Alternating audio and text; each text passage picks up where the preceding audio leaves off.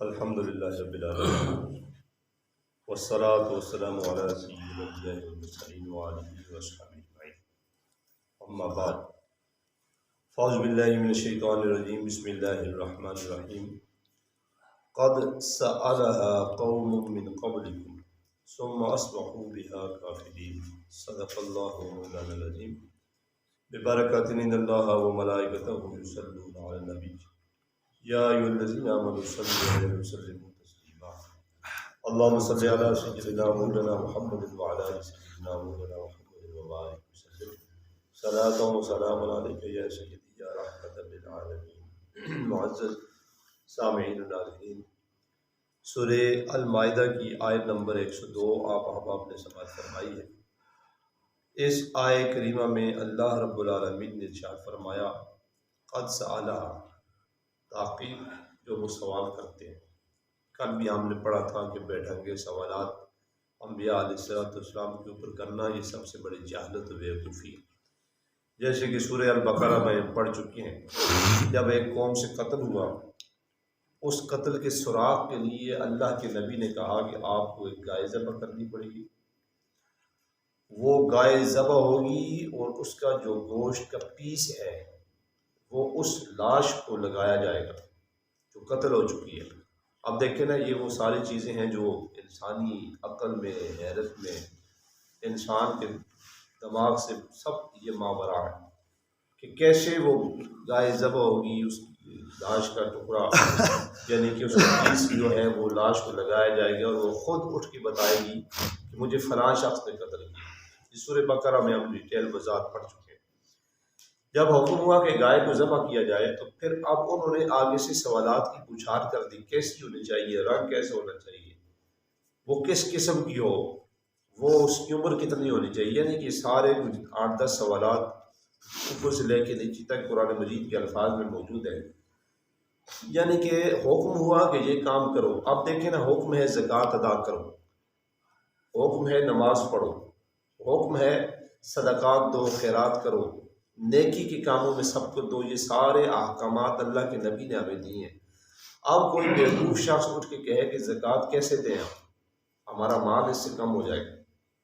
اگر 1 کروڑ روپیہ کسی کے پاس ہے، سال بعد زکوٰۃ نکالتا ہے تو وہ اچھی والی رقم بنتی ہے، وہ اس کے مال سے گڑ جائے گی، مال کم ہو جائے گا۔ یہ سوالات اس کے نقشے میں آتے ہیں، ذہن میں آتے ہیں۔ 1 لاکھ ہے تو 2.5% دیا جائے گا تو 2500 بنیں گے۔ جس کے پاس جتنی رقم ہوگی وہ اس رقم کو تقسیم کر دے 40 کے اوپر، وہ اس کی زکوٰۃ نکل آئے گی۔ یہ یعنی کہ آسان فارمولہ ہے۔ تو پھر اسی لحاظ کے ساتھ اگر کسی کو کہا جائے کہ نماز پڑھو، نماز قائم کی جائے، 750 مقام پہ قرآن میں ہے اور اللہ کے نبی نے فرمایا الصلاۃ معراج المومنین۔ اب یہاں پہ کوئی شخص سوال اٹھانے لگ جائے، بے ڈھنگے سوال، ہماری نیند خراب ہو جائے گی، ہم صبح آئیں گے ہمیں سردی لگ جائے گی، یعنی کہ اس قسم کے یہ سب بے ڈھنگے سوال ہیں۔ فرمایا قد سألها، تحقیق جن لوگوں نے سوال کیا، قوم، کسی بھی قوم نے، قوم کا مطلب ہوتا ہے جماعت۔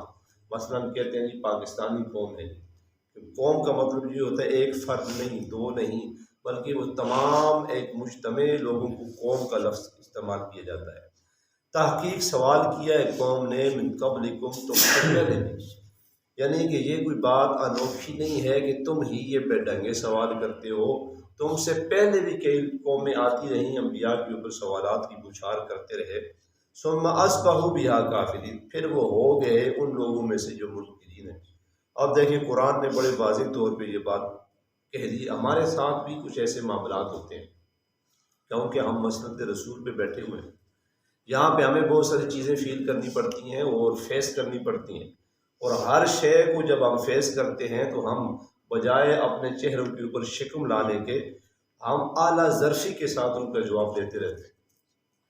بہت سارے ایسے معاملات آتے ہیں کہ ایک ہی شخص ایک ہی سوال ہم سے ممکن ہے 100 بار بھی کرے، ایک ہی سوال آج کیا، کل پھر وہ سوال کر دیا، 10 دن بعد پھر سوال کر دیا، مہینے بعد پھر ایک ہی سوال کو رپیٹ کر دیا گیا۔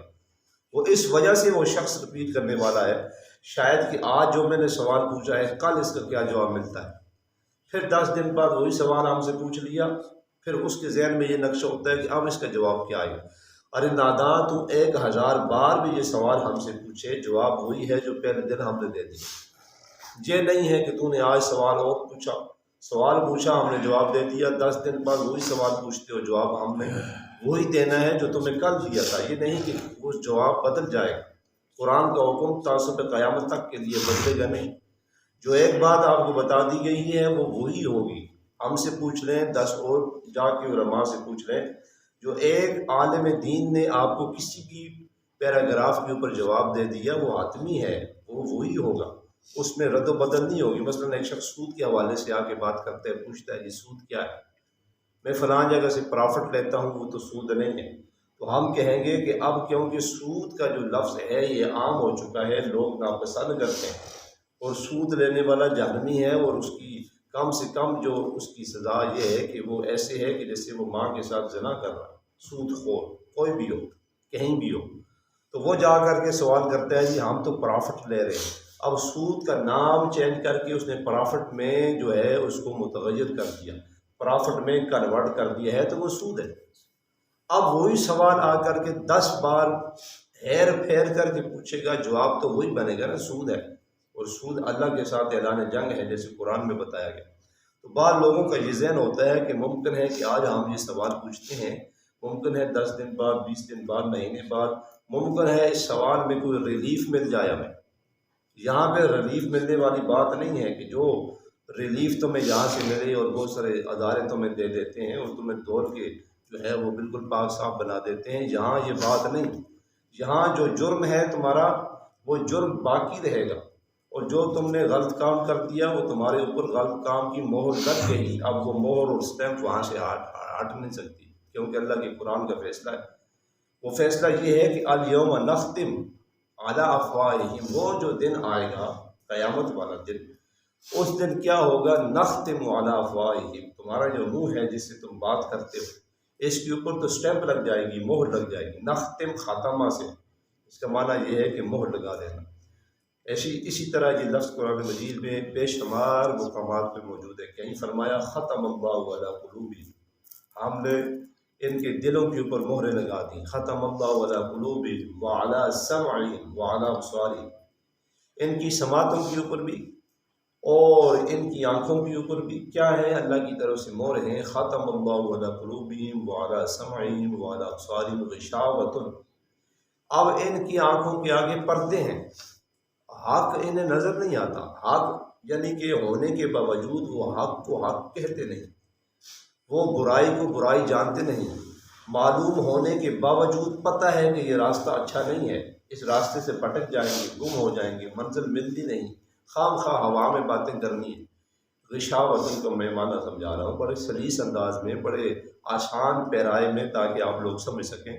وَلَهُمْ عَذَابٌ عَظِيمٌ، قرآن کہتا ہے کہ یہ وہ لوگ ہیں کہ جن کی دلوں کے اوپر مہریں آ چکی ہیں، سمجھانے کے باوجود نہیں سمجھ رہے، 100 بار پوچھنے کے بعد بھی سوال ان کے ذہنوں میں وہی ڈگمگاتا ہے کہ شاید ہمیں ریلیف مل جائے۔ تو قرآن کہتا ہے غشاوۃ وَلَهُمْ عَذَابٌ عَظِيمٌ، ایسے لوگوں کے لیے عذاب عظیم ہے۔ اب قرآن نے عذاب کی مختلف قسمیں بتائی ہیں، کہیں عذاب عظیم بتایا ہے، کہیں عذاب علیم بتایا ہے، کہیں عذاب محیط، یہ سب کی سب عذاب کی قسمیں ہیں، اور وہ عذاب بڑا سخت ہونا ہے، کوئی معمولی عذاب نہیں ہے۔ فرمایا کہ یہ جو ان کے بیٹھے سوال ہیں، قد سالہا، کوئی بھی قوم کرتی ہے، تم سے پہلے کئی آئے اور کئی گزر گئے، اور کئیوں نے انبیاء کے اوپر سوال کیے۔ جب انبیاء کے اوپر سوال کر سکتے ہیں لوگ، تو جو وارثان انبیاء ہیں، العلماء من ورثۃ الانبیاء، جو علماء دین ہیں، علماء حقہ ہیں، وہ انبیاء کے وارث ہیں۔ جیسے انہوں نے سہولتیں کاٹی ہیں، یہاں پہ بیٹھنا کوئی یعنی کہ پھولوں کی سیج نہیں ہے کہ کوئی شخص کہے جی بڑا آسان کام ہے، یہاں پہ بہت کچھ برداشت کرنا پڑتا ہے۔ یہاں پر بیٹھ کے آپ کو بھوک برداشت کرنی پڑتی ہے، یہاں پر رہ کے آپ کو ہر طرح کی یعنی کہ آزمائشیں برداشت کرنی پڑتی ہے۔ ممکن ہے کہ یہاں پہ بیٹھنے والا شخص 10 دن کے ساتھ اس کے گھر میں راشن نہ ہو، یہ ممکن ہو سکتا ہے، کیونکہ جس انداز کے ساتھ مہنگائی کا طوفان ہے وہ صرف آپ ہی کے لیے نہیں ہے، وہ ہر ایک شخص کے لیے۔ ممکن ہے کہ یہاں بیٹھا شخص اس کے گھر میں 10 دن سے راشن نہ ہو، مگر وہ سمائلنگ فیس کے ساتھ آپ سے ملتا کرے، اور آپ کے ہر سوال کا جواب بڑے ہی بہترین لہجے میں آپ کو دیتا رہے، اور 100 بار سوال پوچھنے کے باوجود بھی وہ اسی انداز کے ساتھ، اسے میٹھے لہجے کے ساتھ، اس کے یعنی کہ چہرے کے اوپر کوئی شکم نہیں، اس کے چہرے کے اوپر کوئی غم و غصہ کی لہر نہیں، وہ آپ کو بتا رہا۔ یہی سوال اگر آپ کہیں جا کر کسی اور شعبہ زندگی کے ساتھ متعلق رکھنے والے لوگوں سے جا کے ایک بار سوال پوچھیں، دوسری بار سوال پوچھنے کے لیے جائیں گے، وہ آپ کو کہے گا تم پاگل تو نہیں ہے، ایک ہی سوال ہم سے دوسری بار پوچھنے آ گیا۔ صرف ایک بار سوال پوچھنے کے بعد دوسری بار وہی سوال اس سے پوچھیں گے، وہ آپ کو آگے سے یہ جواب دے گا۔ مگر کہیں بھی کسی بھی عالم دین کے پاس چلے جائیں، ایک ہی سوال کو 1000 بار بھی پوچھیں گے، آپ کو جواب بڑے آسان طریقے سے دیا جائے گا۔ یہ ہے عالم دین میں فرق اور ایک جاہل کے اندر فرق۔ جاہل وہ شخص ہے جو کسی کا سوال سن کر اس کو جواب نہ دے سکے، بلکہ آگے سے شیخ پا ہو جائے، غصے کے انداز کے ساتھ اس سے بات کرے۔ تو فرمایا قد سألہا، تحقیق سوال کرتے رہے اس سے قبل بھی قومیں من قبلکم ثم اصبحوا بها کافرین، پس وہ ہو گئیں اپنے کفر میں آگے بڑھنے والی۔ اب ایک شخص آپ کو سود کے حوالے سے بتا رہا ہے، ایک شخص آپ کو قرآن مجید برہان رشید کی وہ بحر العلوم میں سے وہ موتی بکھیر کے دے رہا ہے، اس کے باوجود سوال کرنے والا سائل اگر وہ بات نہیں مانتا، ایک کان سے سنتا ہے دوسرے سے نکال دیتا ہے، 10 دن بعد 20 دن بعد مہینے بعد وہی سوال لے کے آ بیٹھتا ہے، وہ مطمئن نہیں ہوتا۔ یعنی کہ اگر کسی ڈاکٹر کے پاس چلے جائیں آپ کو کوئی بھی وہ میڈیسن دیتا ہے، آپ وہ میڈیسن پڑھتے ہیں، پڑھنے کے باوجود آپ مطمئن نہیں ہیں کہ اگر میں یہ استعمال کروں گا تو ممکن ہے یہ بیماری کے ساتھ مجھے کوئی اور لگ جائے، تو وہ آپ 100 حکما اتباع اور ڈاکٹروں کے پاس چلے جائیں، کیونکہ آپ مطمئن نہیں ہیں اس علاج سے، آپ کا ذہن مطمئن نہیں ہے کہ میں کون سا علاج جو ہے وہ کرواؤں۔ آج کل 3 علاج چل رہے ہیں، ہومیوپیتھک ہے، یہ حکما ہے، اور دوسرا ایلوپیتھک، یہ 3 قسم کے علاج اس وقت چل رہے ہیں، تینوں ایک دوسرے کو نہیں مانتے۔ اگر وہ میڈیسن جو آپ حکما اور اتباع کیونکہ جڑی بوٹیوں سے علاج کرتے ہیں، ان کی میڈیسن آپ کھا رہے ہیں تو دوسروں کے پاس جائیں گے، وہ کہیں گے اس کو ریجیکٹ کر دیں گے، کہیں گے اس کو بند کر دو، جو ہم کہہ رہے ہیں وہ استعمال کرو۔ ان کی شروع کریں گے تو دوسروں کے پاس چلے جائیں گے، وہ جو قطروں والا علاج کرتے ہیں وہ کہیں گے اس کو بند کر دو، ہماری شروع کر دو۔ یعنی کہ اس شعبے میں، شعبہ صحت کے اندر بھی جو اس وقت لوگوں کی صحت ٹھیک کرنے والے لوگ ہیں، حکما ہیں، اتباع ہیں، ڈاکٹر حضرات ہیں، یہ ایک دوسرے کے علاج کو نہیں مانتے۔ حالانکہ بات تو ایک ہی ہے، علاج کرنا ہے، مگر وہ ایک دوسرے کے ساتھ جو ہے واللہ عالم کس وجہ کے ساتھ ایک دوسرے کے طریقہ علاج کے ساتھ اختلاف رکھتے ہیں۔ تو لہٰذا وہ شخص سوال پوچھنے والا کوئی بھی بے ڈنگا اگر سوال پوچھتا ہے تو جواب اس کو مل جاتا ہے، مگر جواب ملنے کے باوجود وہ اس سے مطمئن نہیں ہوتا، پھر آ کر کے سوال پوچھتا ہے۔ ہمارے ساتھ بے تحاشا ایسے واقعات موجود ہیں، یعنی کہ یہ ایک دفعہ کی بات نہیں، ہم جب سے مصلی رسول پہ بیٹھے ہوئے ہیں ہم یہ سب باتیں فیس کر رہے ہیں۔ ایک ہی شخص ہے ممکن ہے 10 بار بے ڈنگا سوال پوچھ لے، پھر ہم اس کو جواب دے دیتے ہیں، پھر پوچھ لے پھر جواب دے دیتے ہیں، 1000 بار پوچھے پھر بھی جواب اس کو مل جاتا ہے، مگر اس کی تسلی کے لیے وہ یہ سوچتا ہوگا کہ ہر بار جواب یہی ملتا ہے۔ ارے ناداں، 1000 بار کیا، اس سے اوپر بار بھی تو پوچھے گا جواب تو یہی آئے گا، کیونکہ جواب ہم نے قرآن سے دینا ہے یا مصطفیٰ کریم علیہ السلام کی لوائے مبارک سے نکلے ہوئے جو جملے ہیں ان کو مد نظر رکھ کے دینا ہے۔ کوئی ہم نے اپنی مرضی سے تو جواب دینا نہیں ہے، جب ہماری اپنی مرضی ہے نہیں، قرآن کے فہم سے جواب دینا ہے۔ 6666 قرآنی آیات ہمارے ذہن کے اندر ہوتی ہیں، ہماری نظروں کے آگے ہوتی ہیں۔ کوئی بھی شخص تم میں سے کوئی بھی سوال پوچھتا ہے، وہ سوال ہم نے قرآنی آیات کے ساتھ میچ کرنا ہے، دیکھنا ہے کہ کیا یہ سوال قرآنی آیات کے ساتھ میچ کر رہا ہے یا نہیں ہے۔ اگر کر رہا ہے تو وہاں سے اٹھا کر کے اس قرآنی آیت کو کوٹ کرنا ہے کہ فلاں صورت ہے، فلاں صورت کی آیت نمبر ہے، اور یہ ریفرنس ہے، آپ خود بھی پڑھ لیں اور اس کو آپ مطمئن بھی ہو جائیں۔ آج کل تو جدید نظام ہے، اس کی پکچر بھی آپ بھیج سکتے ہیں، اس کا حوالہ بھیج سکتے ہیں، لکھ کے بتا سکتے ہیں۔ آج کا دور روشن دور ہے، آج کے اس روشن دور میں بھی اگر آپ تاریکیوں میں گم سم ہیں تو پھر آپ اپنی عقل کا علاج کروائیں، آپ کے پاس پھر عقل صحیح نہیں ہے۔ آج کے اس روشن دور میں بھی ریفرنس ہونے کے باوجود، حوالہ جات ہونے کے باوجود ہر شے سامنے ہونے کے باوجود بھی اگر آپ ان سوالوں کا جواب بے ڈھنگا کرتے ہیں اور اس سوال کو سمجھتے نہیں، بار بار وہی سوال اٹھاتے ہیں، تو پھر آپ نے اپنی عقل کا علاج کرانا ہے، کیونکہ ایک شے روشن ہو چکی ہے، سامنے آ چکی ہے، اب اس میں کوئی گنجائش باقی نہیں۔ اب قرآن کیا ہے؟ اللہ رب العالمین نے فرمایا الف لام میم ذالک الکتاب لا ریب فیہ ھدی للمتقین، یہ وہ کتاب ہے اس میں شک ہی نہیں۔ اب اللہ کے قرآن نے وہ نہیں کہا، وہ جو ہے وہ دور کے لیے استعمال کیا جاتا ہے، اور ذالکہ کا لفظ ہے قریب کے لیے استعمال کیا جاتا ہے، یہ ڈیکس ہے، یہ فرش ہے، یہ ہیٹر ہے، اس کا معنی یہ ہے کہ یہ قریب ہے، دور نہیں ہے۔ فرمایا کہ ذالک الکتاب، یہ جو کتاب ہے، کتاب دور نہیں ہے، کتاب آپ کے پاس ہے، مگر معنی یہ ہے کہ آپ نے اس سے کیا لیا ہے۔ اتنے برس ہو چکے، اتنے سال گزر چکے، آپ کی آدھی زندگی گزر چکی، آپ نے اس کتاب سے کیا سیکھا ہے؟ فرمایا کہ ذالک الکتاب، یہ جو کتاب ہے، الکتاب کہا، صرف کتاب بھی نہیں کہا۔ عربی کا قاعدہ قانون ہے، جس لفظ کے اوپر الف لام آ جائے وہ خاص ہو جاتا ہے، وہ لفظ ممتاز ہو جاتا ہے، وہ عام چیزوں سے ہٹ کر کے اعلیٰ بن جاتا ہے۔ ویسے کتابیں تو بہت ہیں دنیا میں، ہر ایک شخص کے گھر میں پڑھی ہوئی ہیں، مگر جب الکتاب آ جائے، النبی آ جائے، الرسول آ جائے، کسی بھی چیز کے اوپر الف لام آ جائے وہ معرف بن جاتا ہے، یعنی کہ وہ عام چیزوں سے نکل کر خاص ہو جاتا ہے۔ فرمایا کہ الکتاب، یہ جو کتاب ہے، لا ریب فیہ، اس میں تو شک کی گنجائش ہی نہیں، کسی ایک لفظ میں، کسی ایک حرف میں، کسی ایک آیت میں، کہیں بھی الحمد کی الف سے والناس کی سین تک، اس میں تو شک ہی نہیں۔ اب قرآن نے شروع میں یہ بات ختم کر دی، بتا دی کہ لوگوں کے ذہنوں میں ہر طرح کا سوال آتا ہے اور ہر سوال کا جواب قرآن میں ہے۔ جب ہر سوال کا جواب قرآن میں آ گیا، اس قرآن نے آپ کو بتا دیا، تو لا ریب فیہ، اب تو اس میں شک کی گنجائش ہی باقی نہیں ہے۔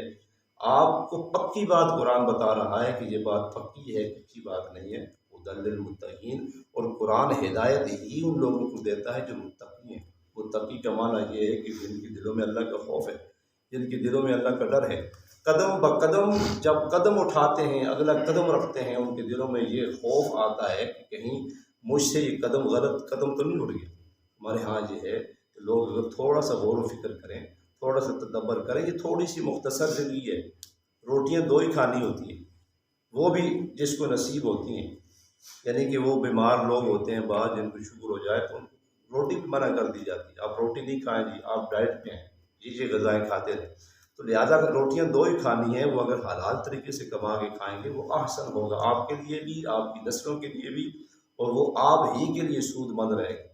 اگر آپ اس کی فکر میں حلال کو حلال نہیں کہیں گے، حرام کو حرام نہیں سمجھیں گے، فرمایا کہ الحلال بین وحرام بین، یہ ساری چیزیں اگر آپ دیکھیں گے نہیں، ایک جانوروں کی طرح اپنی زندگی بسر کریں گے، تو انسان اور جانور میں کیا فرق رہا؟ قرآن مجید نے اس آیت ڈیٹیل وضاحت کی ہے۔ اللہ رب العالمین قرآن فہم عطا فرمائے، قرآن مجید کو سمجھنے کی توفیق عطا فرمائے، اور اللہ ہمیں اپنی اصلاح کی توفیق عطا فرمائے تاکہ ہم اپنی اصلاحات کر سکیں۔